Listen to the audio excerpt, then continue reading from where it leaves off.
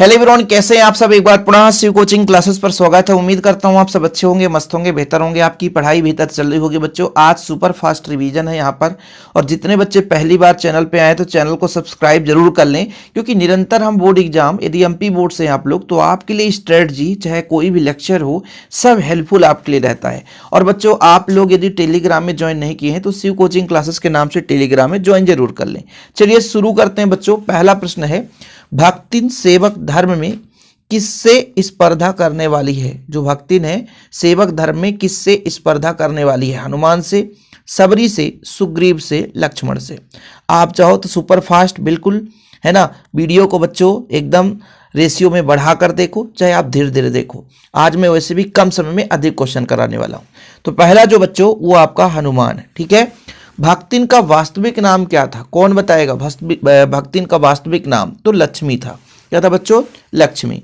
अगला प्रश्न है, भक्तिन कहाँ की रहने वाली थी। झूसी, ठीक है। कहाँ की रहने वाली थी, तो झूसी की रहने वाली थी। देखिए कभी कभी बुक्स में झाझूसी लिखा रहता है, झाझूसी, लेकिन ये झूसी की रहने वाली थी। आपको परेशान नहीं होना है। आगे देखिए बच्चों, भक्तिन का विवाह किस आयु में हुआ था। लगभग 5 वर्ष की आयु में हो गया था, है ना। भक्तिन का जो विवाह लगभग 5 वर्ष में हो गया था।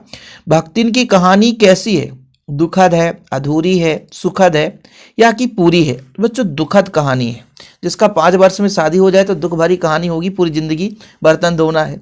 भक्तिन के पति का जब देहांत हुआ तो भक्तिन की आयु कितने वर्ष थी। 30 वर्ष की जब थी तो मतलब 25 वर्ष ससुराल में रहने के बाद खत्म हो गया उनके पति साहब, तो 30 वर्ष की आयु हो चुकी थी उनकी। लेखिका की हिरनी का नाम क्या था, तो सोना नाम था, ठीक है, सोना नाम था। आगे चलते हैं बच्चों, भक्तिन कारावास से किस प्रकार डरती थी। किस प्रकार डरती थी, यमलोक की तरह, कठोर परिश्रम की तरह, पराये घर की तरह, अपने ससुराल की तरह, तो यमलोक की तरह। कैसे बच्चों, यमलोक की तरह। महादेवी वर्मा को स्त्रियों का क्या करना अच्छा नहीं लगता था। बताओ, फैशन करना, सिर घुटना या प्रेम विवाह करना, नृत्य करना। ठीक है, यहां पर कौन सा ऑप्शन होगा बच्चों, तो यहां पर फैशन करना, सिर घुटना या कि कुल मिलाकर से सिर ढांकना कहलाता है, जिसे अपने देसी भाषा में कहते हैं। प्रेम विवाह करना, नृत्य करना, तो ये आपका हो जाएगा सिर घुटाना। सिर घुटाना मतलब बाल, ये घुटाना है बच्चों, इसको आप लोग थोड़ा सा सुधार लेना। ये घुटाना है, यहाँ पे लिख लो।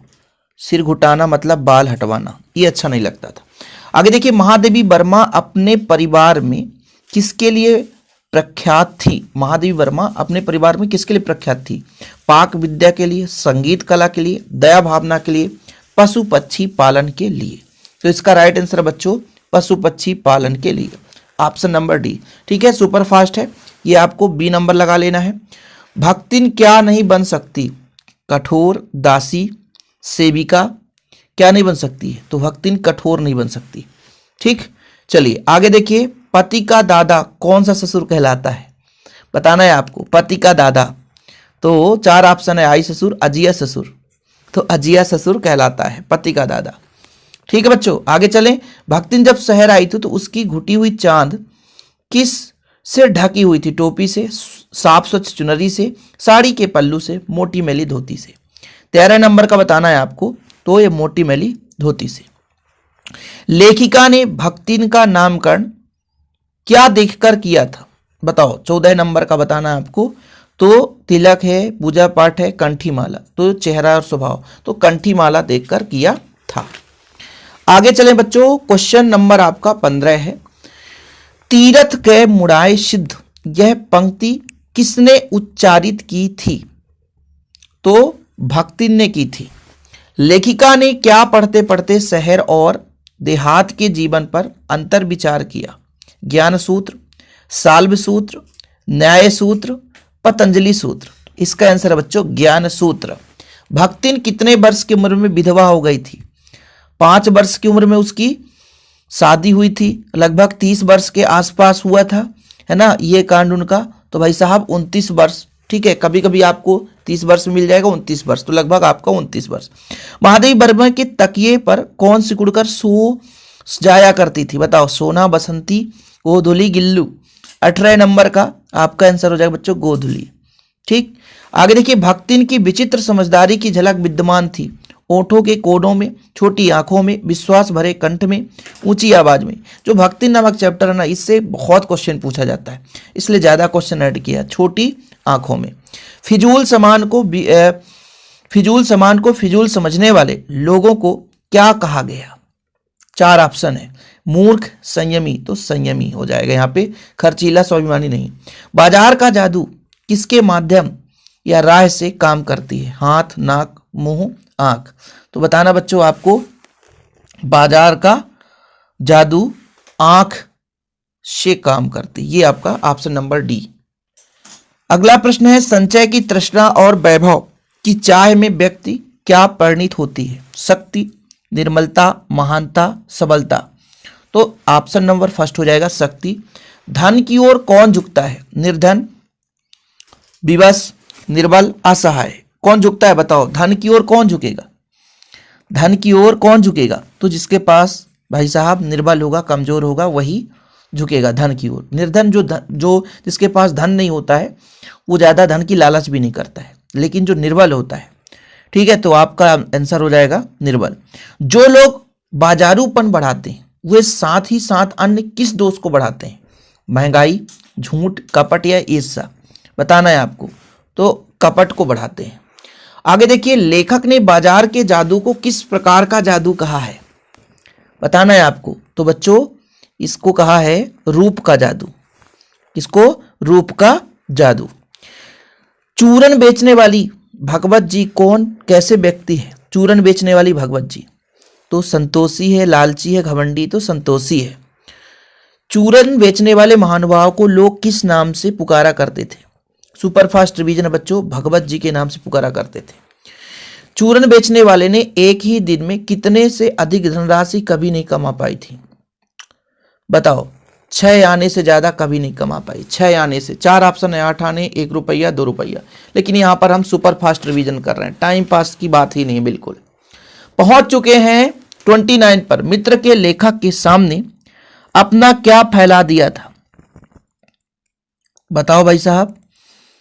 Question number 29। मित्र ने लेखक के सामने अपना क्या फैला दिया था? थैली, हाथ, रुमाल, मनी बैग।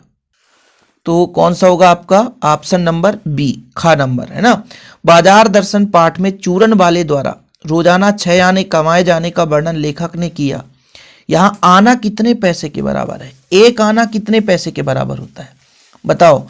तो 1 आना 4 पैसे के बराबर होता है बच्चों। 1 आना 4 पैसे के बराबर। बाजार दर्शन पाठ में लेखक डॉक्टर मिश्र किसके साथ बाजार गया? किसके साथ बाजार गया था? तो पत्नी के साथ बाजार गया था। इसके बाद अगला प्रश्न आपका 32 नंबर। लेखक ने बाजार दर्शन पाठ में चूरन वाले को अकिंचित कार कहा, जिसका अर्थ है ठग, भिखारी, अर्थहीन, व्यापारी। तो इसका आंसर है बच्चों आपका अर्थहीन। 4 है भाई साहब, यहां पर अचिंकित कर कहा था, अर्थहीन। ठीक है, ये आपका सी नंबर हो जाएगा। तो कभी भी क्वेश्चन में डाउट रहता है, काले मेघा पानी दे पाठ के लेखक हैं, बताओ। धर्मवीर भारती, परेश्वर नाथ रेणु, जैनेन्द्र कुमार या महादेवी वर्मा। ये आपके लिए क्वेश्चन है, इतना तो बनना चाहिए ना भाई साहब। इसका कौन सा आंसर हो जाएगा? तो धर्मवीर भारती। अनावृष्टि दूर करने के लिए गांव के बच्चों को टोली से चिढ़ाने वाले लोग उन्हें क्या कहते थे? मेढक मंडली, चिपू मंडली, शरारती मंडली। बताओ क्या बोलते थे? तो मेढक मंडली के नाम से जानते थे। ये ऑब्जेक्टिव क्वेश्चन पूछा गया था। Question number 35। बच्चों की टोली पानी दे मैया कहकर किस सेना के आने की बात कहती है? बाल सेना, राम सेना, बानर सेना या इंद्र सेना। तो बच्चों इंद्र सेना की बात करते हैं। ठीक है, अगला नंबर देखो। लेखक पर बचपन में कैसे संस्कार थे? राष्ट्रवादी, समाजवादी, आर्य समाजी या मार्क्सवादी। तो आर्य समाजी। ठीक। लेखक बचपन में किस सभा का उप मंत्री था? बताना है आपको। तो कुमार सुधार का ये आपका उपमंत्री था। जन्माष्टमी पर बचपन में लेखक 8 दिनों तक झांकी सजाकर क्या बांटती थी? फल, पंजीरी, बतासे, लड्डू। बताओ आप लोग। तो पंजीरी बांटती थी जन्माष्टमी में। पंजीरी जानते हैं किसे बोलते हैं, है ना? आटा को भूंज करके शक्कर डाल दो बस। जीजी के लड़के ने किस आंदोलन में पुलिस की लाठी खाई थी? बताओ आप लोग। नमक आंदोलन, भूदान, विदेशी वस्त्र या राष्ट्रीय आंदोलन? बताओ आप लोग। तो राष्ट्रीय आंदोलन में पुलिस की लाठी खाई थी। छल छट पर लेखक छोटी रंगीन कुल्हियों में क्या भरता था? पंजीरी, मिठाई, बूंदी या कि, ठीक है, यहां पे आपका भूजा लिखा हुआ है। भूजा का अर्थ तो मैं भी नहीं जानता हूं, लेकिन इसका राइट आंसर भूजा ही है। ठीक है, छल छट पर लेखक छोटी रंगीन कुल्हियों में भूजा भरता था। प्रश्न क्रमांक आपका 41 है। वर्षा के बादलों का स्वामी कौन सा देवता माना जाता है? वर्षा के बादलों का स्वामी कौन सा देवता माना जाता है? वरुण, इंद्र, कृष्ण या शिव? 41 नंबर का बच्चों बताना है आपको कौन सा सही है। तो इंद्र, वर्षा के बादलों का स्वामी इंद्र को ही तो माना जाता है। धर्मवीर भारती किसके खिलाफ थे? धर्मवीर भारती अमीरों के या अंधविश्वासों के? तो अंधविश्वासों के खिलाफ थे। जो चीज मनुष्य पाना चाहता है, जो चीज है यहाँ पे, है ना, मनुष्य पाना चाहता है उसे पहले देगा, नहीं तो पाएगा कैसे? यह कथन किसका है? लेखक का, जीजी का, ऋषि मुनियों का? बताओ आप लोग किसका भाई साहब? तो जीजी का है। आगे देखिए, काले मेघा पानी दे में किसके द्वंद्व का सुंदर चित्रण किया गया है? प्रचलित विश्वास और विज्ञान का। प्रचलित विश्वास और विज्ञान का। जेठ महीने का सबसे गर्म समय किस नाम से पुकारा जाता है? लूतपा, प्रचंडात्मा, अग्नितपा या दस्तपा? प्रचंड तपा। बताओ कौन सा भाई सही होगा? 45 नंबर। तो दस्तपा। ठीक है, इसका राइट आंसर ये हो जाएगा दस्तपा। देख बिना त्याग के लिए दान नहीं होता कहते हुए दीदी ने लेखक के मुंह में क्या डाला था? लड्डू डाला था, हलवा या मठरी या चॉकलेट? बताओ आप लोग इसका क्या होगा? तो मठरी। प्रश्न क्रमांक 47 है। बारिश के लिए प्रयत्न करने वाली टोली का नाम क्या था? बारिश सेना, मेघ सेना, इंद्र सेना या देव सेना? तो इंद्र सेना नाम था। काले मेघा पानी देके पाठ में बोल गंगा मैया की जय का पहला नारा कौन लगाता था? मेढक मंडली, ऋषि समूह, गंगा स्नान करने वाले या हरिद्वार जाने वाले? तो भाई मेढक मंडली लगाते थे। जीजी की दृष्टि से किसके बिना दान नहीं होता? समृद्धि, इच्छा, आस्था या त्याग? तो त्याग के बिना। जब तक आपके अंदर त्याग नहीं होगा तो दान नहीं कर सकते हो। ठीक है बच्चों, आगे देखिए। जिसकी आवाज मृत गांव में संजीवनी शक्ति भरती थी? बांसुरी, पहलवान की ढोलक, पहलवान की या बादलों की? बताना है आपको। पहलवान की ढोलक की। लुट्टन सिंह पहलवान किस उम्र में अनाथ हो गया था? 9 वर्ष, 7 वर्ष, 11 वर्ष या 5 वर्ष? तो 9 वर्ष की उम्र में अनाथ हो गया था। शेर के बच्चे का प्रसिद्ध नाम क्या था? चांद सिंह था। चांद सिंह सही है, ये कई बार क्वेश्चन पूछा गया है।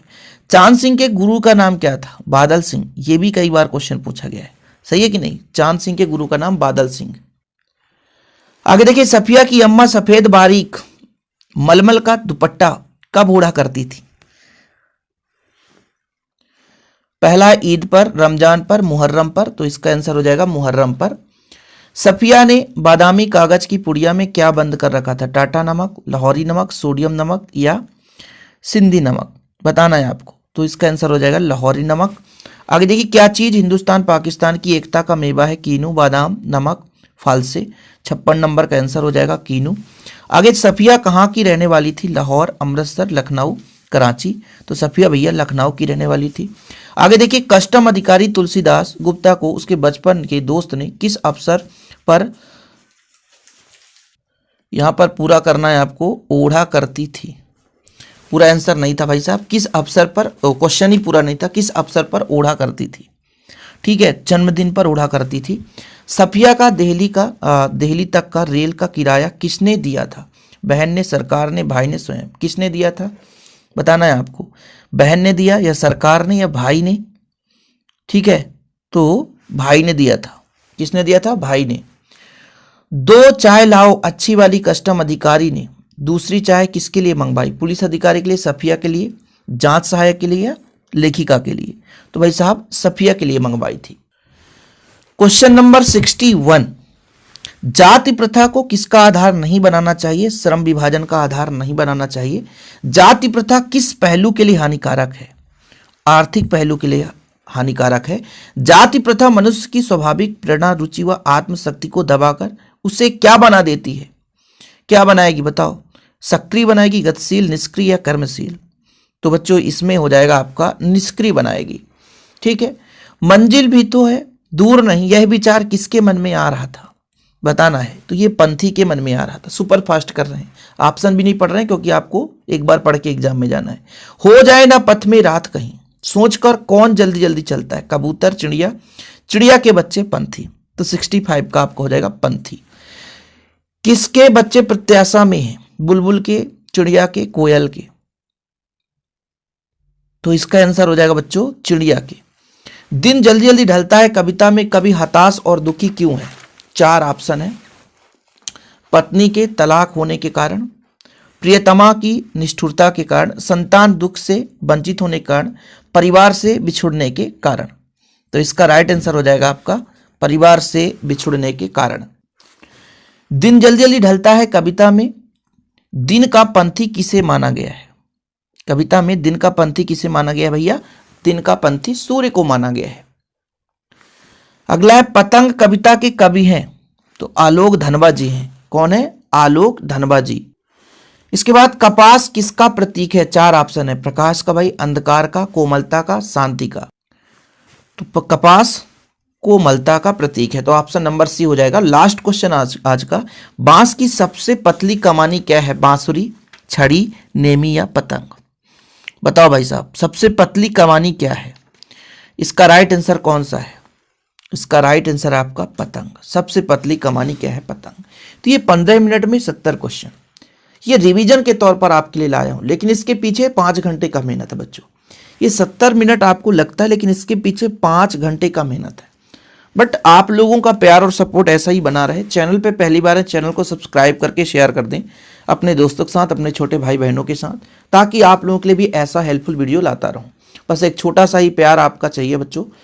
प्लीज़ थम्स अप कर दें और शेयर कर दें। ओके, जय हिंद, वंदे मातरम। और हाँ, यदि आप हमारे सोशल मीडिया के प्लेटफॉर्म में नहीं जुड़े हैं तो डिस्क्रिप्शन पे लिंक मिल जाएगा, आप वहाँ से ज्वाइन कर सकते हैं। एक बार पुनः बच्चों, जय हिंद, वंदे मातरम।